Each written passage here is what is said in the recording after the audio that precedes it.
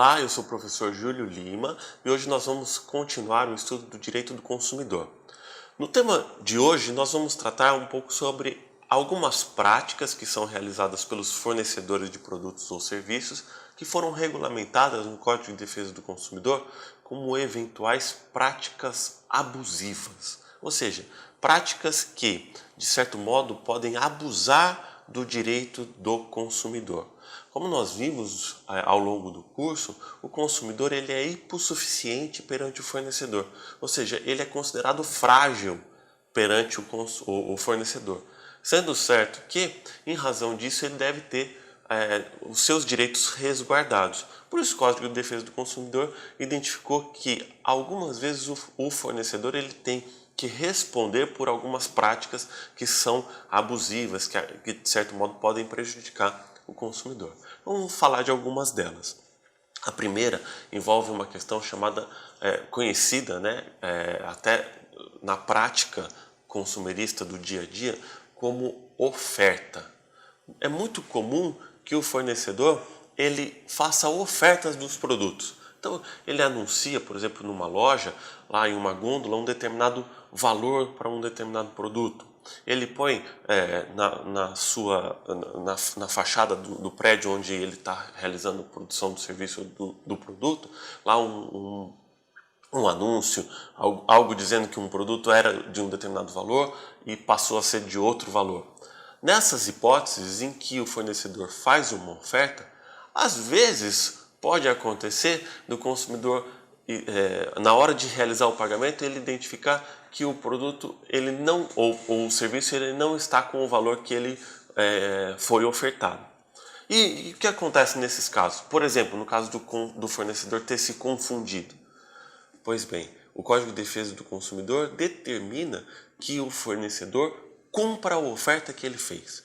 Se ele ofertou de um determinado valor, mesmo que ele tenha se enganado, ele obrigatoriamente precisa cumprir a oferta. Se ele está ofertando, ele atraiu o consumidor. E o consumidor, por ser frágil, ele tem que ter o direito de receber a oferta, de comprar um produto ou de adquirir o serviço justamente pelo preço que foi ofertado.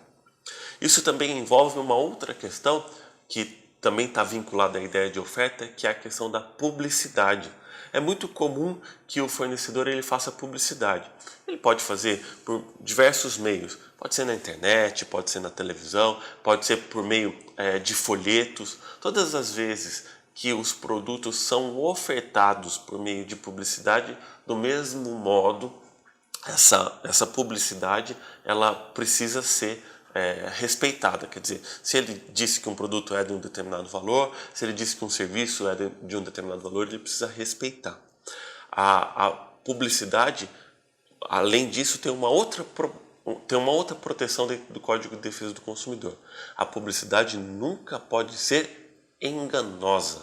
Ela não pode levar o consumidor a erro. Quer dizer, se um fornecedor vai fazer uma publicidade, vai fazer uma propaganda, ele tem que tomar um cuidado de não enganar o consumidor, dizendo que o consumidor vai ter alguma vantagem, dizendo que o produto tem uma qualidade que não tem. Se ele fizer isso, ele pode ser obrigado a indenizar o consumidor, ou seja, pagar uma indenização, compensar o consumidor pelo prejuízo que teve ao entender que o produto ou o serviço teria aquela vantagem que, em verdade, não tem. O Código de Defesa do Consumidor ainda protege os interesses do consumidor no que se refere a algumas práticas consideradas abusivas de vincular um produto a um outro produto. Por exemplo, vamos imaginar que uma pessoa vai até uma loja para comprar um produto e quando ela chega lá, ela é obrigada a comprar um outro produto para adquirir aquele. Isso não pode. É uma prática abusiva. Vincular, casar produtos, fazer o que é chamado de venda casada. Isso não é uma prática considerada respeitosa com o consumidor por parte do Código de Defesa do Consumidor. Uma outra questão que também envolve a proteção dos interesses do consumidor está relacionada à questão da cobrança de dívidas. Às vezes o consumidor fica em dívida com relação ao fornecedor. O fornecedor tem todo o direito de fazer a cobrança dessa dívida. mas ele nunca pode constranger o consumidor. Ele pode enviar correspondência, ele pode fazer ligações, ele pode até entrar com um processo judicial com o objetivo de cobrar o consumidor, mas ele nunca pode constranger. Por exemplo, ele nunca pode anunciar na rádio: os devedores da nossa empresa, da nossa loja são fulano de tal, fulano de tal. Isso é constranger. Não pode chamar a pessoa em público e falar: olha, você está me devendo. Isso é uma prática que constrange o consumidor.